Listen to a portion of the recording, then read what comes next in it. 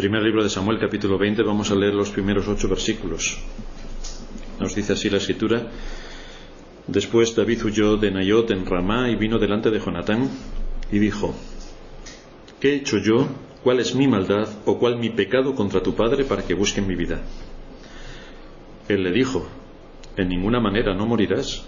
He aquí que mi padre ninguna cosa hará, grande ni pequeña, que no me la descubra. ¿Por qué, pues, me ha de encubrir mi padre este asunto? ¿No será así?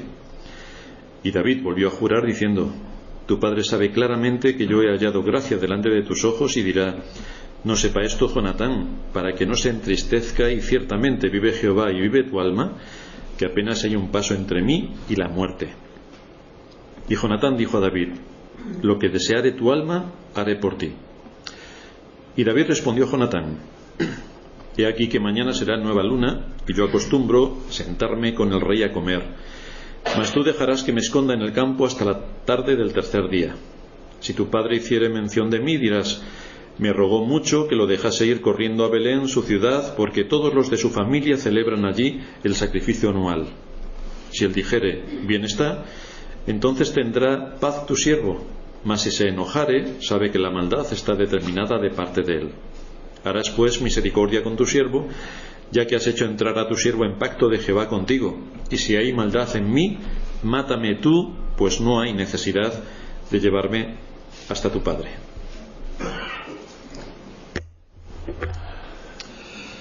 En nuestro último sermón estuvimos analizando lo que supone la verdadera amistad.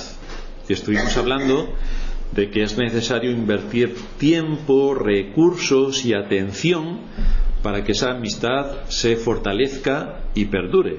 Si alguien no está dispuesto a utilizar sus recursos, su tiempo y su atención, debe tener la absoluta seguridad de que jamás tendrá un amigo. Así que si alguien quiere tener un verdadero amigo, requiere todo este tipo de inversión.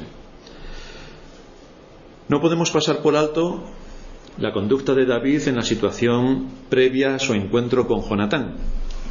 Recordamos que Saúl le había localizado en Nayot y estuvimos viendo cómo hasta en 3 ocasiones envió a sus emisarios para detenerle, y como no pudieron detenerle, el mismo Saúl fue hasta allí para apresar a David. Uno pensaría que esta intervención divina habría tranquilizado todos los miedos de David y que le llenaría de alabanzas y de acción de gracias hacia Dios por mostrarle de qué manera le protegía y cómo sus propósitos se cumplían en cuanto al hecho de que él sería el futuro rey de Israel y cómo le estaba guardando de todos los peligros. Pero a pesar de ver todas estas evidencias, David empieza a actuar como si no conociese absolutamente nada de todo esto.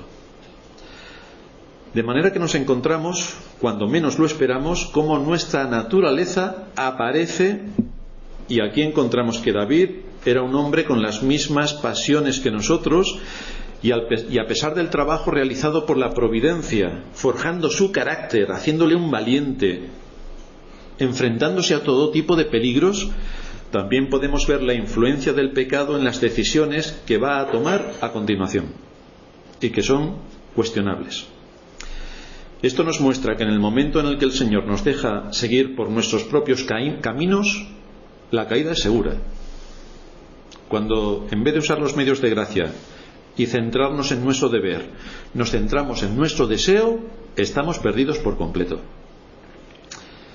En vez de continuar en Nayot, confortando su alma y haciendo uso de los medios de gracia para equiparse por completo de manos de Samuel, el profeta de Dios, e ir fortaleciéndose, vemos como David sigue huyendo. Esto es lo que en muchos casos nos pasa como creyentes. No sabemos discernir ni medir cuándo hay que esperar o cuándo hay que actuar. Y normalmente lo hacemos a la inversa. Cuando hay que esperar, nosotros actuar. Y cuando hay que actuar, nos sentamos tranquilamente a ver si ocurren milagros.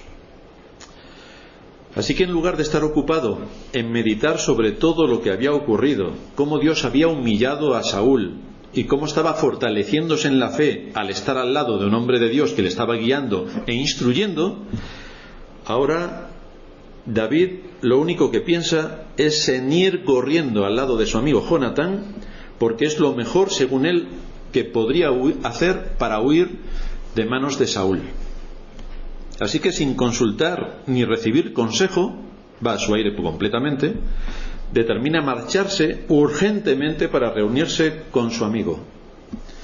Es importante tener amigos, como estuvimos viendo la semana pasada, pero debemos darles el lugar que le corresponde dentro de lo que tiene que ver con nuestro deber. Y desde luego no podemos pasar por alto los medios de gracia, ni pasar por alto nuestro deber por mucha amistad que tengamos con alguien. En consecuencia, por las decisiones que él mismo toma, leemos en el primer versículo: después David huyó de Nayot en Ramá y vino delante de Jonatán y dijo: ¿qué he hecho yo? ¿Cuál es mi maldad? ¿O cuál mi pecado contra tu padre para que busque mi vida? Es algo sorprendente ver a David huyendo en esta ocasión y alejarse del lugar donde estaba seguro, en casa del profeta. ¿Por qué huye otra vez? Si estaba seguro. Estaba siendo además enseñado y estaba siendo sometido a los medios de gracia de una manera eficaz. Pero David opta por seguir el deseo de su corazón y nos encontramos ante una decisión peculiar en la que nosotros también podemos vernos reflejados. Así que en vez de usar los medios de gracia, en vez de equiparse con las armas de la fe, David prefiere marcharse para estar con su amigo Jonatán. Y la preferencia aquí la preferencia la tiene el deseo por encima del deber. Y ya estamos viendo siempre que cuando esto ocurre, podemos tener la absoluta seguridad de que vamos por mal camino. Cuando a la hora de tomar decisiones es nuestro corazón, el deseo, el que sale ganando, y es el deber, nuestra obligación, la que queda marginada, tenemos una señal clara de que acabamos de cometer un error. Luego nos lo venderemos a nosotros como queramos, pero que hemos cometido un error se va a ver con el paso del tiempo. Y esto es lo que ocurre aquí con David. Dice Spurgeon: las demandas que nos piden nuestros afectos son excelentes. Todo lo que nos pide nuestro deseo es excelente.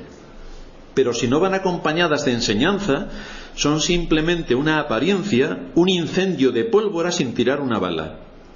Estad seguros de que el impulso más ferviente se acabará cual mero humo si no sostiene el combustible de la enseñanza.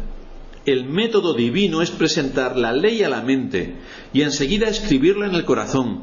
De este modo se ilumina el juicio y se someten las pasiones, como dice Hebreos 8:10. Faltar a este procedimiento, dice Spurgeon, es la causa principal de que los hombres caigan en tantos errores como lo hacen en este tiempo. Lamentablemente Spurgeon murió hace 2 siglos. Si llega a ver los errores de nuestro siglo, desde luego se volvería a morir.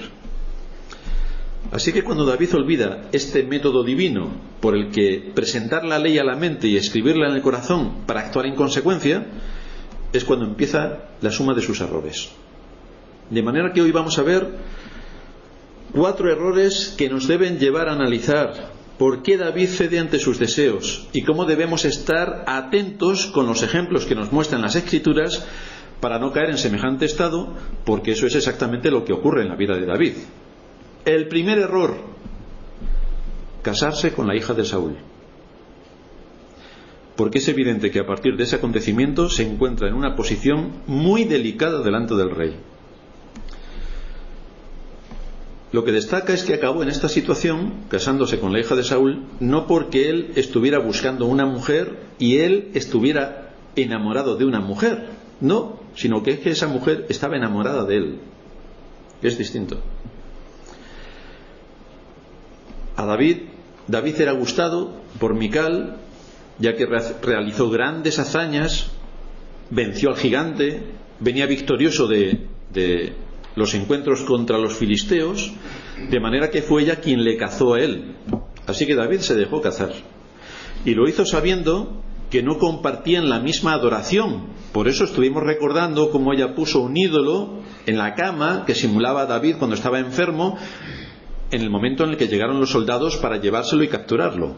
Eso evidenciaba, es lo que estuvimos viendo, cómo esta mujer era una idólatra. Efectivamente era del pueblo de Israel. Efectivamente, entre comillas, era creyente. La realidad es que era un idólatra. Y esto lo sabía David. Esto nos enseña una lección importante para los que son jóvenes. No porque una chica o un chico diga que es creyente, es lo que nos da la oportunidad para pensar en esa persona como nuestro futuro cónyuge. Desde luego no quiero ni hablar de alguien que diga que no es creyente y nosotros estemos pensando que nos gusta, porque es como si cogemos una pistola y nos pegamos un tiro. Más o menos el efecto es el mismo. Ahora, si alguno lo quiere hacer, va a experimentar en sus propias carnes lo que es tener una vida amargada hasta que se muera, o destrozar a su familia y a todo lo que le envuelve. Pero si no quiere hacer esto y quiere casarse en el Señor, debe asegurarse de que la persona con la que va a contraer en primer lugar un noviazgo y después, si todo funciona bien y todo está en su sitio, va a contraer matrimonio, se ajusta a los parámetros bíblicos. Dice Andrew Swanson en su libro ¿Con quién me casaré? ¿Por qué prohíbe Dios que los cristianos se casen con un incrédulo? Y en este caso de David se casó con una incrédula, aunque se llamaba cristiana. La razón más básica, dice Swanson, nos lleva de vuelta a la promesa que Dios hizo inmediatamente después de que Adán y Eva cayesen en pecado. Hablando con la serpiente, Dios dijo: pondré enemistad, Génesis 3:15, pondré enemistad entre ti y la mujer, y entre tu simiente y la simiente suya. Esta te herirá en la cabeza y tú le herirás en el calcañar. Cuando Dios le dice a la serpiente que pondrá enemistad entre sus descendientes y los descendientes de la mujer, afirma que habrá un conflicto continuo entre los hijos de Satanás, simbolizados por la semilla de la serpiente, y los creyentes verdaderos, simbolizados por la descendencia de la mujer. Conflicto permanente. Como hay una verdadera enemistad entre los hijos de Dios y los hijos del diablo, no puede haber paz verdadera entre las dos simientes. Es completamente imposible. Ya sabemos que los jóvenes dicen: no, es que me caso con un impío, pero se va a convertir. Efectivamente, te vas a convertir tú en un impío. Eso es lo que posiblemente pase. Y a la inversa es muy dudoso. Pero hay un mandamiento claro, y es que no te puedes casar con un impío. Entonces no te puedes saltar el mandamiento porque tú entiendas que cuando te cases con el impío se convertirá. No, porque lo tienes prohibido. Casarse con un incrédulo es casarse con un hijo del diablo. Esto suena bastante fuerte, pero es exactamente así. En el mundo hay dos simientes: los hijos de Satanás y los hijos de Dios. No hay otra simiente intermedia. No están los hijos de Suiza, no. O los hijos de Satanás o los hijos de Dios. Y aunque pueda parecer un lenguaje muy fuerte describir a un incrédulo como hijo de Satanás, es el lenguaje que Jesús utilizó para describir a los incrédulos de sus tiempos.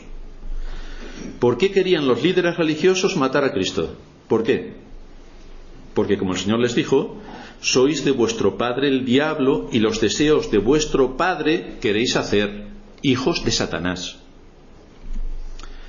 Tenemos, por tanto, que asegurarnos de que la persona con la que vamos a pasar nuestra vida es un verdadero creyente y no es un idólatra como la mujer de David, porque ese antojo de querer casarse con alguien a toda costa nos hará unos desgraciados y traeremos multitud de problemas para nosotros, para los nuestros, y si estamos en una iglesia, pobre iglesia, que va a tener que soportarnos durante años.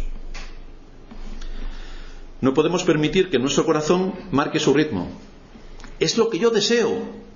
Fijaos que todos los que desean casarse, luego con la misma intensidad desean divorciarse. Por lo tanto, el deseo tenemos que dejarlo un poquito a un lado. Tiene que ser la voluntad la que determine, no el deseo. Por otra parte, dice Swanson, el matrimonio con un incrédulo obstaculizará constantemente la vida espiritual. Dios tuvo misericordia de Adán e hizo provisión para él al proveerle de una ayuda idónea. Esta expresión describe un propósito importante para los cónyuges en un matrimonio. La esposa debe ser ayuda idónea para su esposo. Pero esto no se puede cumplir cuando uno es impío. ¿Qué ayuda idónea era Mical para David cuando estaba adorando ídolos? Genial. ¿Qué ayuda idónea?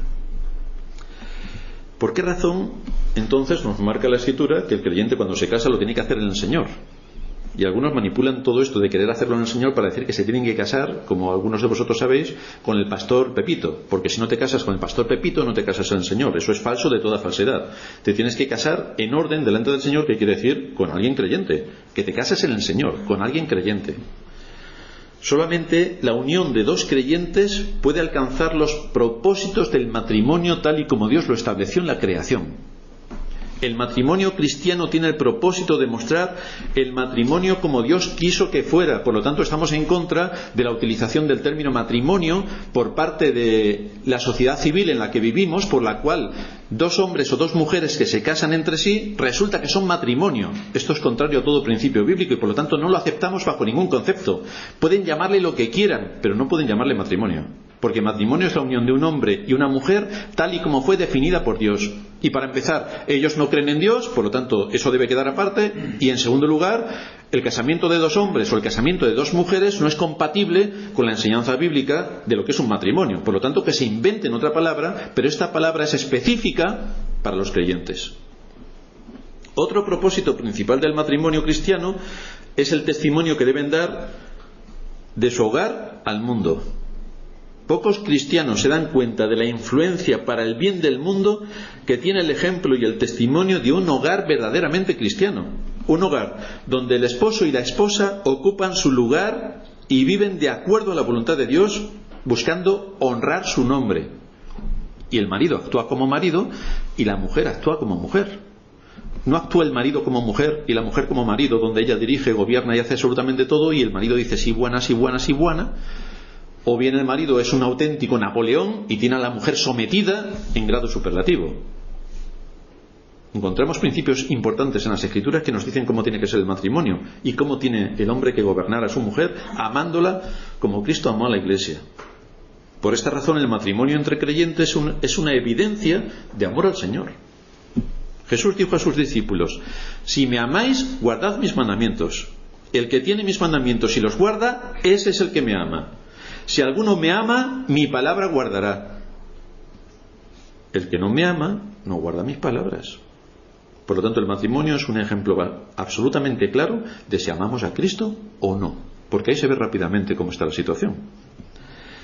De manera que cuando busquemos un cónyuge, la primera norma que debemos observar es que tiene que ser cristiano. Y que nos tenemos que asegurar que es cristiano, no solamente que lo diga, porque Mical pertenecía al pueblo de Israel. ¿Quién podría dudar? Pero no era cristiana, no era creyente, era una idólatra. Así que, querido joven, si estás buscando una mujer o un marido desesperadamente, primero, todo con calma, tranquilidad, todo llega. Pero tenemos que buscar primero el reino de Dios y su justicia, y lo demás ya vendrá. Solamente necesitamos tiempo. Lo segundo, asegúrate de que sabes cómo reconocer a un verdadero creyente. Porque no porque te lo digan, lo es. No. No te dejes llevar por las apariencias. Pídele a Dios que te dé discernimiento espiritual. Pídele que te muestre a la persona con la que a ti más o menos te gusta estar. Indaga y verifica si ama a esa persona a la palabra de Dios. ¿Ama la palabra de Dios? ¿Conoce la palabra de Dios para empezar? ¿La ama? ¿Ama al pueblo de Dios? ¿Ama el día del Señor? ¿Vive de acuerdo a los principios de las Escrituras? ¿Puedes ver en esa persona el fruto espiritual que se demanda de todo verdadero creyente? ¿Se arrepiente de sus pecados? Porque si todo eso no lo ves, estás hablando con alguien que se llama creyente, como aquí en España sabéis que hay 46 millones de habitantes y hay 46 millones de católicos. Un poco raro. Pero entonces todo el mundo se puede apuntar a que es creyente y es completamente falso. Hay que verificar. De manera que David no tuvo en cuenta todos estos aspectos. Y ya iremos viendo cómo con el paso del tiempo esto le va a pasar factura. Y una altísima factura. Su segundo error: huir de Naiot y dar la espalda al profeta de Dios que le estaba atendiendo en su necesidad espiritual, porque fue él quien huyó para reunirse con Samuel. Y Samuel le estaba proveyendo de las armas para defenderse, le estaba equipando con las armas de la fe. Es evidente que cualquiera de nosotros podemos caer en una posición de amargura como la que estaba cayendo David. Es evidente que podemos hundirnos por completo debido a la presión emocional a la que a veces nos vemos sometidos. Las Escrituras nos confirman esta realidad de manera que no somos los únicos a los que entre los 7.000 millones de habitantes de la Tierra le pasan estas cosas. ¿No? Si empezamos a leer la historia de nuestros antepasados en la fe, veremos que les pasaba lo mismo que a nosotros. Leemos los salmos y en algunos salmos ponen nuestro nombre, porque estamos en la misma situación que el salmista. Si leemos los salmos, por ejemplo, el 69, el 88, el 102, encontramos en el 69: sálvame, oh Dios, porque las aguas me han llegado hasta el alma. Me he hundido en cieno profundo y no hay donde hacer pie. He llegado a lo profundo de las aguas y la corriente me anega. Completamente hundido, desesperado. No encuentra la forma de salir. Salmo 88: porque saturada está mi alma de males y mi vida se ha acercado al Seol. Estoy ya con ganas de morirme. ¿Algunos de vosotros habéis tenido ganas de moriros? Seguramente que sí. Pues aquí estaba el salmista. Salmo 102: mis días son como sombras que se alargan y yo me seco como la hierba. Estoy que ya no puedo dar más de mí. Estoy ya completamente seco. Todas estas expresiones son el fruto de un alma en una situación grave de angustia, pero han quedado registradas en las Escrituras con un propósito. Dice Pablo en Romanos 15:4 que las cosas que se escribieron antes para nuestra enseñanza se escribieron a fin de que, por la paciencia y la consolación de las Escrituras, tengamos esperanza. Dios no nos ha dejado solos para decirnos os vais a llenar de amarguras y os vais a pudrir. No, nos ha dado la consolación de las Escrituras. Y cuando analizamos nuestra historia a la luz de otras historias que encontramos en las Escrituras, vemos cómo el Señor nos alienta, porque a ellos les alentó. Vemos cómo nos consuela, porque a ellos les consoló. Dios nos ha provisto unos medios de gracia, como es el caso de la Iglesia y de los pastores, para que nos atiendan en medio de nuestra necesidad. Y como proveyó a Samuel, en el contexto de la historia que se nos narra en este libro, para proveerle de ayuda y de consuelo a David. Pero cuando se desprecian o menosprecian los medios de gracia, no podemos esperar que a la vez Dios nos bendiga. Pero eso es imposible. Luego nos quejaremos de que el Señor no nos ayuda. Pero claro, es que todo el mundo está pensando en que el Señor venga con una varita mágica, nos dé fuerte en la cabeza y todos nuestros problemas se arreglen. Y esto es una fantasía, porque eso no es lo que nos enseña la Escritura. Nos enseña a hacer uso de los medios de gracia. Y en medio de la Iglesia nos pone a nuestra disposición los medios de gracia para que aprendamos y por medio de ellos sigamos adquiriendo madurez. David evidentemente podía caer en una situación de angustia, pero debemos tener mucho cuidado para que en ese momento en el que somos más vulnerables sea precisamente cuando rechazamos el uso de los medios de gracia. Y este es un caso en el que David era muy vulnerable, y en vez de quedarse con Samuel y atender todo lo que Samuel tenía que enseñarle, David se va con su amigo Jonatán. Y por eso llegamos a su tercer error. Fue a buscar ayuda en Jonatán, dejando los medios de gracia que Dios le había proporcionado a través de Samuel. La pregunta que expone ante Jonatán nos muestra el estado de su corazón. Tú rápidamente notas cómo está una persona en cuanto empieza a hablar. Y lo que se muestra aquí con lo que está diciendo David es que está en medio de una gran lucha. Ha bajado completamente sus defensas y por tanto su corazón está dominando su mente y su conducta también está siendo guiada para llevarle a cometer errores de estrategia que no le van a dar ningún fruto bueno, ninguno. Fijaos bien cómo aparece el pronombre personal posesivo mi en 3 ocasiones en el primer versículo. Primero, ¿qué he hecho yo? Yo. ¿Cuál es mi maldad? ¿Cuál mi pecado contra tu padre para que busque mi vida? Lamentablemente Dios no estaba en ninguno de sus pensamientos. La evidencia es que no se expone en su conversación. Desaparecido por completo. En el idioma español, el uso del pronombre mi en 3 ocasiones consecutivas nos muestra que solo y exclusivamente se importaba a sí mismo y que él era el centro de atención. Eso es lo que indica una repetición como la que estamos describiendo. Por lo tanto, él era el único objeto de preocupación. Yo, mi. Tampoco esperaríamos que usase el nombre de Dios como lo hacen muchos creyentes, porque es que someten al nombre de Dios a un abuso, que eso es una blasfemia, cuando dice el tercer mandamiento que no debemos tomar el nombre de Dios en vano. Es bastante lamentable escuchar a creyentes que usan de forma abusiva el nombre de Dios para demostrar lo muy espirituales que son, y entonces en todo sacan el nombre de Dios. Pues eso es un error garrafal. El nombre sagrado de Dios debe ser usado en el lugar que le corresponde y en el momento adecuado. Acordaos que los que escribían el nombre de Dios cuando hacían copias, por deferencia al nombre de Dios y por la importancia del nombre, no lo escribían ni siquiera para no ofender el nombre de Dios. De manera que no sabemos cómo se escribe el nombre de Dios, porque los copistas no lo escribieron. Así que nosotros le atribuimos Dios, Jehová, Señor, pero no sabemos cuál es el nombre de Dios, por el respeto que ellos tenían hacia ese nombre.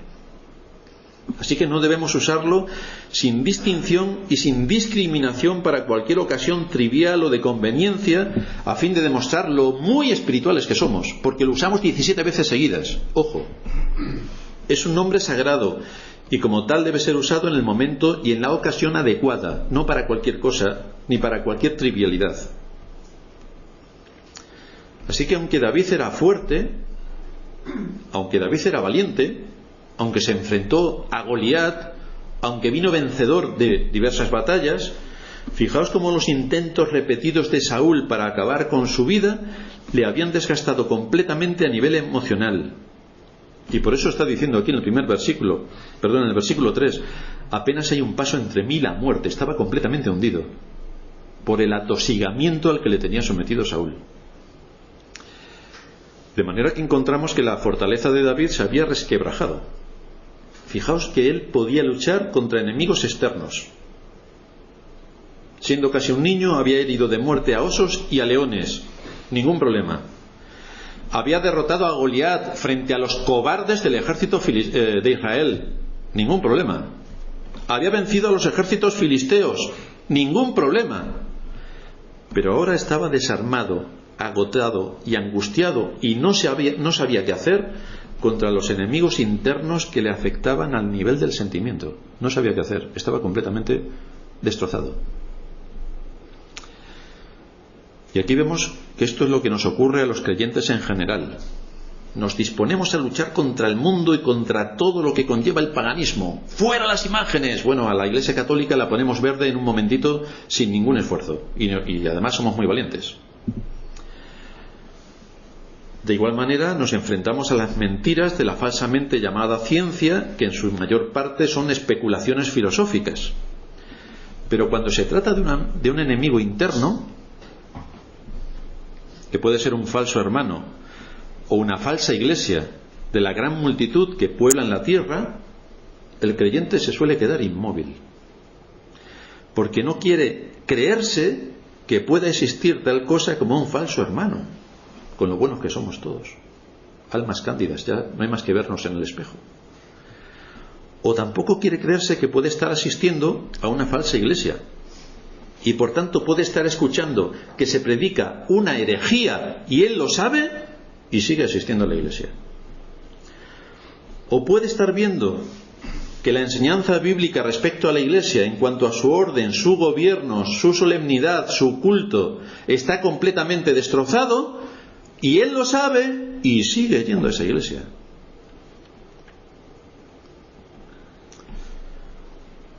Curiosamente no corre para reunirse con aquellos que de corazón sincero alaban a Cristo. No, prefiere mantenerse en una sinagoga de Satanás porque como en la puerta pone iglesia, para él es suficiente. No le vale el testimonio de lo que está viendo. No, quiere entender que aquello es realmente una iglesia cuando es una sinagoga de Satanás. Dice Spurgeon, los lobos de la herejía devastan los rediles de los ignorantes. Por tanto, la enseñanza sana es la mejor defensa contra las herejías que nos rodean. Si no nos acogemos a la palabra de Dios y estudiamos con rigor lo que dice y actuamos en consecuencia, tendremos por muy hermanos queridos auténticos lobos y tendremos gran alegría de asistir a una sinagoga de Satanás convenciéndonos de que es una iglesia. Pero vamos, si alguien se quiere suicidar es que no hay forma de quitárselo de la cabeza, y así están muchos. El problema lo encontramos cuando el creyente no actúa como creyente, aún sabiendo que le están engañando, aún sabiendo que las cosas no se están haciendo bíblicamente. Y aquí no estamos hablando de gustos o preferencias. Estamos hablando de si se mantienen los principios de las Escrituras sobre las doctrinas, lo cual no es opinable. Las doctrinas no son opinables. Es lo que Dios ha dejado revelado en su palabra. Por lo tanto, tenemos que decir sí a lo que Dios ha dicho. Y entonces Satanás empieza a atacarnos de diversas maneras. ¿Veis que a David no le pudo atacar con el inmenso Goliat? No le pudo hacer resquebrajar su fortaleza. David se presentó delante de Goliat y le venció. Tampoco pudo hacer mella en su corazón cuando se enfrentaba a ejércitos filisteos. David fue liderando su ejército y venció a los filisteos. Pero los enemigos internos son otra cosa. Y a nosotros nos pasa lo mismo. Fijaos cómo trata Satanás el asunto. Cuando se trata de iglesias grandes, la gente suele dejarse arrastrar por la corriente. Y ahí todo es fácil. Imaginaos que todo Madrid va a la iglesia. Bueno, nosotros vendríamos los primeros para coger sitio que no nos lo quiten. Se confunde, en medio de grandes masas que van a la iglesia, se confunde la verdad con la actividad. Como hay mucha actividad, eso es razón o eso es señal de que allí está la verdad. Fijaos toda la actividad que hay en el fútbol, y es toda una engañifa. Pues eso se cree la gente también, que como hay mucha actividad en una iglesia, es que aquello es síntoma de que está allí la verdad. Y como hay tanta actividad, todos están contentos. Los mayores están muy contentos porque tienen gente de su edad para relacionarse. Entonces los mayores, las parejas, pues se reúnen con otras parejas y tienen 1000 actividades que hacer. Los jóvenes tienen 200 de su edad y por lo tanto actividades por doquier para hacer. Imaginaos todo lo que se puede hacer con 200 jóvenes. Los niños, no veas cómo se lo pasan los niños, con mucho más niños como ellos, que van corriendo, vamos a la iglesia, mamá, yo quiero ir a la iglesia. Y todos vienen a la iglesia corriendo, pero perdiendo el bolso por el camino.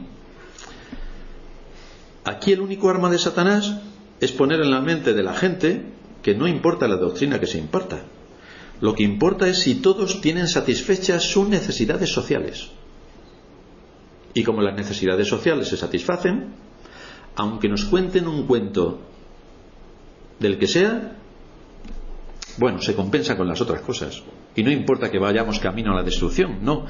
Y lo bien que lo pasamos, y todas las relaciones que tenemos con los demás, y mira nuestros hijos, que bien se lo pasan, y lo que se divierten, y cuántas actividades tienen, y lo felices que son, esto es lo importante. Pero lo importante no es buscar primero el reino de Dios y su justicia, no. Lo importante son las demás cosas.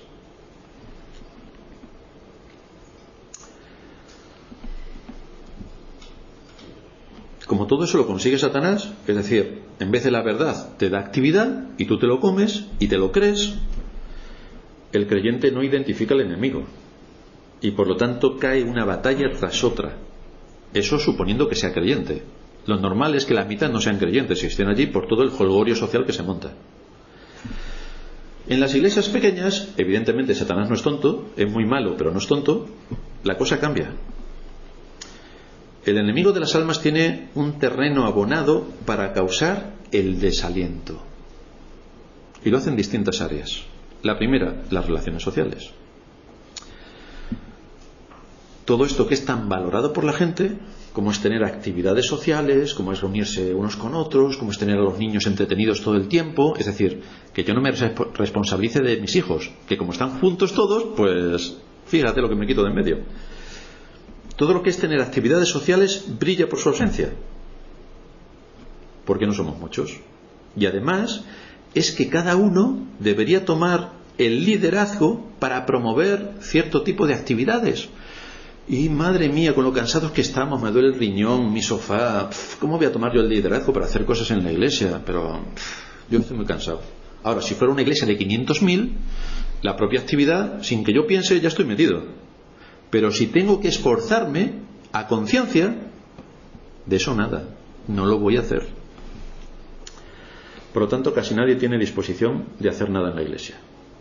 Deberíamos reunirnos más, deberíamos. Tú cuando quieres quedar con alguien, pero realmente no quieres quedar, le dices, bueno, ya te llamaré y hablaremos. Sí, espéralo sentado.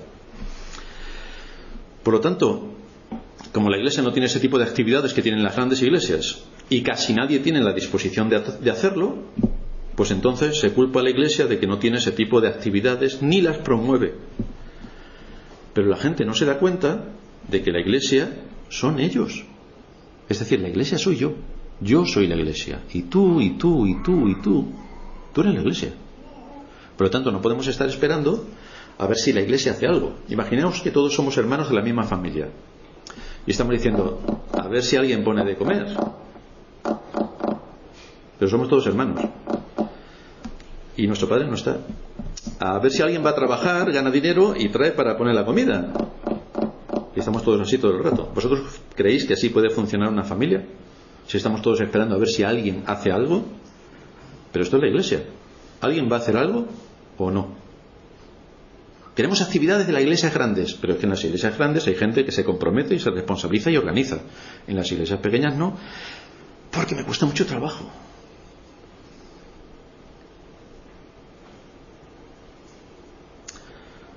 Por tanto, como esto es una responsabilidad de cada uno, y cada uno no quiere ser responsable, porque hay que hacerlo con mucho esfuerzo, trabajo y sacrificio, pues evidentemente no podemos tener las actividades de una iglesia grande. Pero no porque nos falten, es porque no queremos trabajar, que es distinto.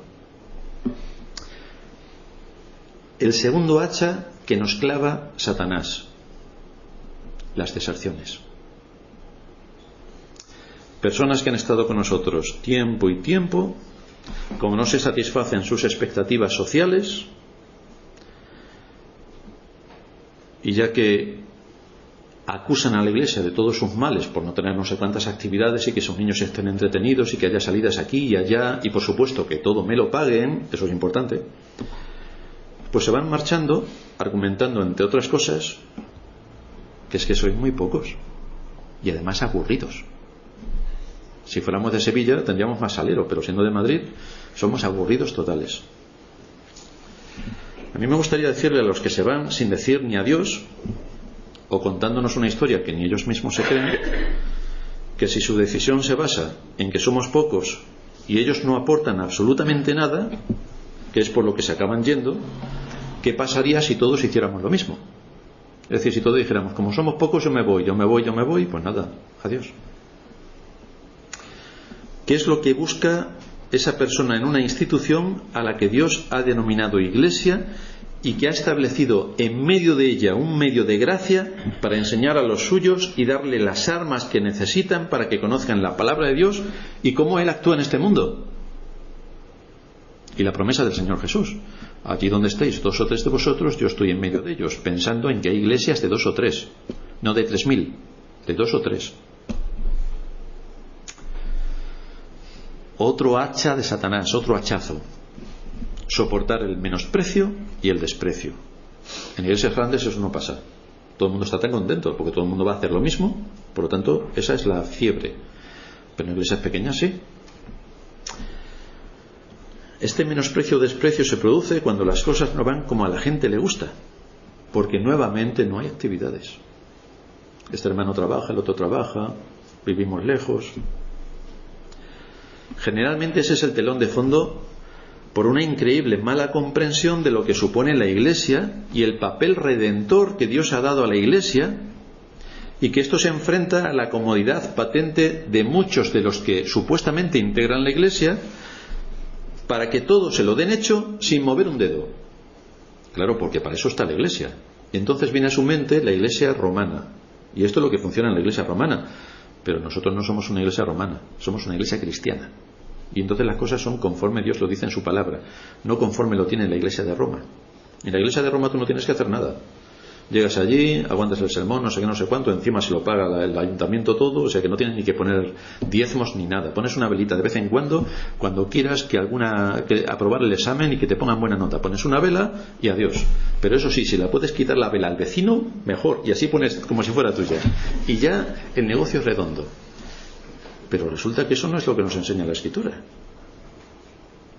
De ahí que cuando las cosas no salen como la gente quiere, muestran un menosprecio colosal hacia la iglesia y un desprecio hacia todo lo que ha sido hecho por ellos y hacia ellos. Se hacen 1000 cosas, como dice el refrán: hazme 100, no me hagas una y no me has hecho ninguna.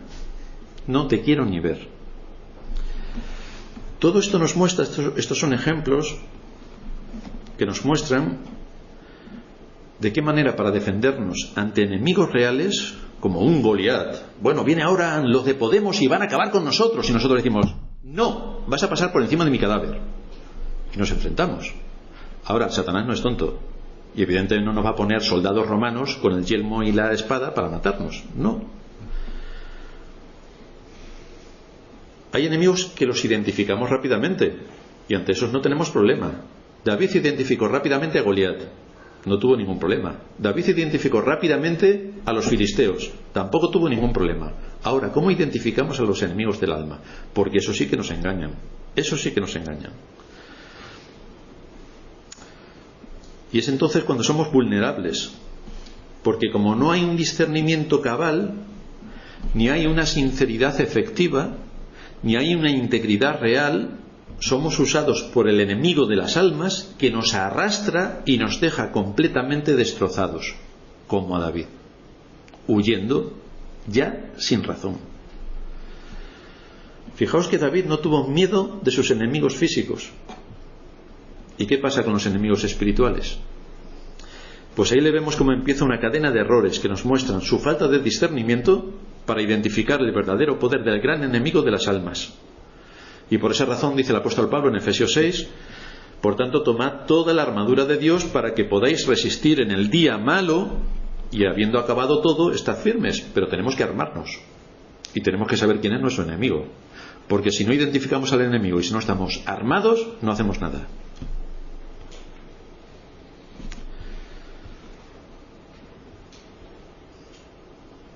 A pesar de todo, el Señor también tiene misericordia de nosotros y nos envía hermanos que verdaderamente aman a Cristo, que luchan por vivir en integridad delante de Él, que quieren unirse a otros con corazón sincero, que quieren honrar a Dios en medio de su generación, que aportan su tiempo, sus recursos, su esfuerzo, tanto económico como material, para mantener la vida de la Iglesia, que alientan y consuelan y que están dispuestos a realizar todo tipo de responsabilidades con un buen corazón para el progreso del reino de Cristo en este mundo.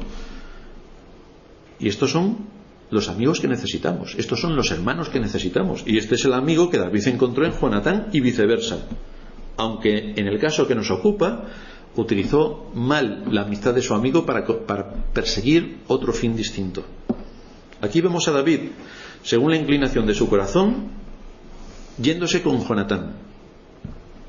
Y el verdadero carácter de su amigo se mostró en esta ocasión cuando Jonatán le dijo que David no moriría porque Saúl le contaría a Jonatán, su hijo, todo lo que había de hacer, y por lo tanto Jonatán le salvaría de una muerte segura a manos de su padre. Todo lo que Jonatán le estaba contando era pura especulación, porque Saúl siempre había hecho lo que le había dado la gana. Jonatán no podía ignorar que Saúl había lanzado la jabalina en varias ocasiones contra David, ni tampoco que había dado órdenes a los soldados para matarle, o que había sido enviado para arrestarle en su propia casa, o que después fueron enviados hasta en 3 ocasiones los soldados para arrestarle cuando estaba en casa de Samuel, y que finalmente fue el mismo Saúl en persona quien quiso acabar con su vida. No podía olvidar todas estas cosas, que eran hechos contrastables. De manera que asegurarle a David que su vida no correría peligro era una insensatez, porque no estaba en su mano. Tenía la marca de la buena voluntad, pero nada más. Todos tenemos buenas voluntades para hacer cosas, pero otra cosa es que esté en nuestra mano el poder hacer aquello que estamos diciendo. Finalmente, no podemos pasar por alto que la estrategia de David para saber la posición de Saúl, después de todos los acontecimientos que surgieron con su visita a Nabot, nos expone ante su cuarto error, una increíble mentira. Nos lo narra el versículo 5 y 6.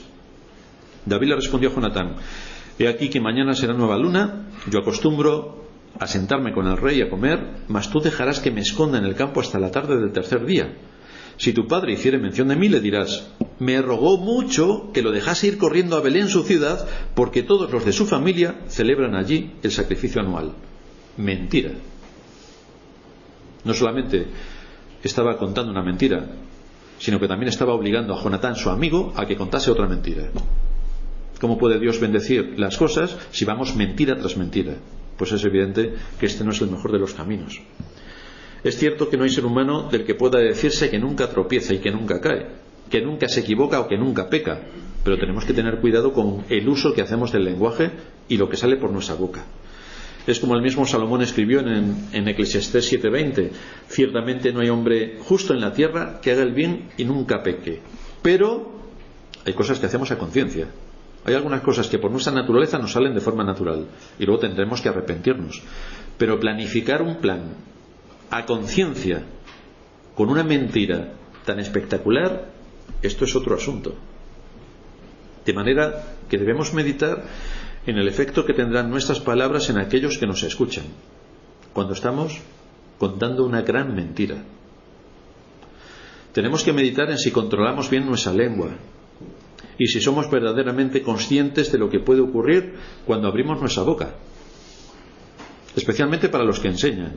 Los que enseñan están seguros, son rigurosos con la palabra de Dios a la hora de exponer la palabra de Dios al pueblo de Dios para que pueda escuchar la verdad de lo que la palabra de Dios expone. Y cuando estamos en nuestras conversaciones habituales, hablamos verdad cada cual con nuestro prójimo para ponerle realmente la situación en la que se encuentra cada cosa. Por eso David dice en el Salmo 141: pon guarda a mi boca, oh Jehová, guarda la puerta de mis labios. Porque el uso de nuestra lengua da a conocer el nivel de piedad que hay en nuestros corazones. Hoy tenemos la increíble costumbre de que para ser hombres y mujeres hay que decir tacos y blasfemar continuamente. Pues todos deben saber que sobre toda palabra ociosa que sale de la boca de los hombres, Dios traerá juicio. De la misma manera que la sana enseñanza trae conocimiento y sabiduría, de tal manera que afecta a la vida, a las costumbres, a la educación y al progreso tanto material como espiritual, un mal uso de la lengua trae todo lo contrario. Y os estaba hablando Sorín en el sermón anterior de la diferencia que había entre los países que abrazaron la Reforma y que se instituyó la Reforma respecto a los que abrazaron el catolicismo. Pues encontramos de una manera superlativa que los países católicos son mentirosos en grado superlativo, mientras que a los protestantes, como le pillas a uno en una mentira, deja su puesto sea cual sea el lugar que ocupe. Pues este es el impacto que tiene el Evangelio. Pero lo que podemos ver en la vida de David es que al cometer varios errores importantes, incluido un pecado muy definido, esto nos está mostrando que se está desviando del camino que debe seguir, y así se cumple el dicho popular de que lo que mal empieza, mal acaba. Entonces, si uno empieza mal, puede tener la absoluta seguridad de que va a acabar mal. Si empieza un error, ¿con quién me casé? Segundo error, tercer error, cuarto error, ya es una suma de errores que no va a ningún sitio. ¿Qué conclusiones sacamos de esta enseñanza? En la vida de David iremos viendo que no es un superhombre, como muchos creen. ¡Wow, David! David sí, es un superhombre porque Cristo le lavó con su sangre de sus pecados, igual que a ti. Pero exceptuando eso, David no es un superhombre, no está dotado de poderes extraordinarios y por lo tanto no podemos nosotros imitar su valor y confianza en Dios. No, lo podemos imitar perfectamente porque el Dios de David es el nuestro. Y las mismas dificultades que tuvo David en su vida también las podemos tener nosotros. Y la fe que Dios le dio a David es la misma fe que nos ha dado a nosotros. El asunto es cómo ponemos nosotros a trabajar nuestra fe bajo nuestra responsabilidad, igual que hizo David con su responsabilidad. Todo esto nos muestra que era un hombre como nosotros, que en la medida en que se sostuvo en Dios, fue bendecido. Y cuando dejó de lado los medios de gracia, cayó de una manera estrepitosa. Esto es lo que vemos, y esto es lo que podemos ver también cuando nos miramos al espejo haciendo lo mismo. De ahí que en nuestro texto se nos muestre estos 4 errores que deshonran el nombre de Dios. Su primer error, casarse con una impía. Su segundo error, dar la espalda al profeta de Dios. Su tercer error, buscar la ayuda de Jonatán, dejando de lado los medios de gracia. Su cuarto error, una increíble mentira.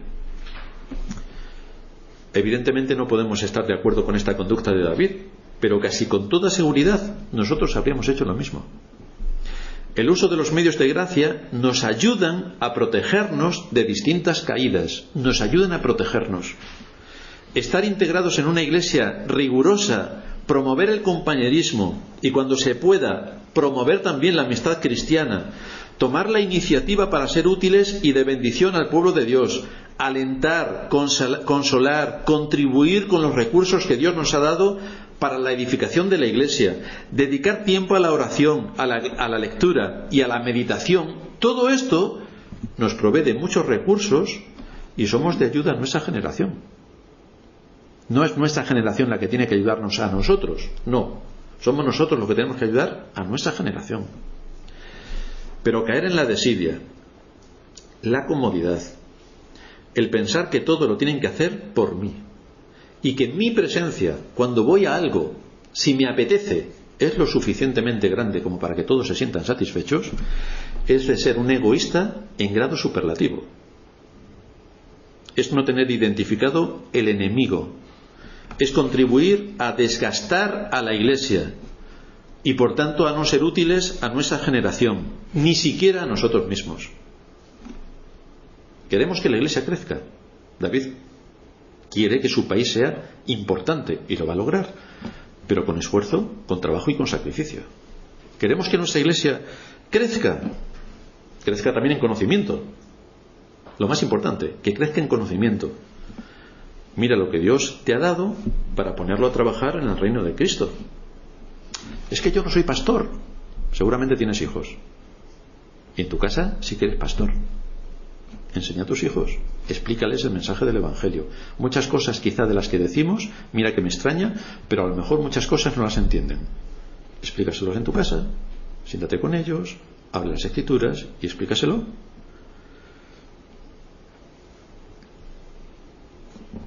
¿Quiere David hacer grande a su reino? Desde luego, lamentándose no lo va a conseguir, pero trabajando sí. En la medida en que nosotros mostremos una disposición al servicio, esto nos ayuda a huir del orgullo y a huir del egoísmo. Porque al entender la necesidad de nuestros hermanos y luchar por promover un espíritu de unidad y de paz, nosotros mismos obtenemos bendición para nosotros. Si estamos ocupados en nuestras verdaderas responsabilidades, como dice el apóstol Pedro, no nos dejarán estar ociosos ni sin fruto en todo lo que se espera de nosotros respecto a nuestro deber, que coincidirá con la voluntad de Dios, y por lo tanto seremos útiles a su reino. Es bastante sencillo. Vamos a ser tentados de diversas formas, especialmente en lo espiritual, porque es donde más flaqueamos en cuanto a identificar al enemigo. Un desprecio de los medios de gracia tiene graves repercusiones. Un desprecio hacia la Iglesia tiene un altísimo coste.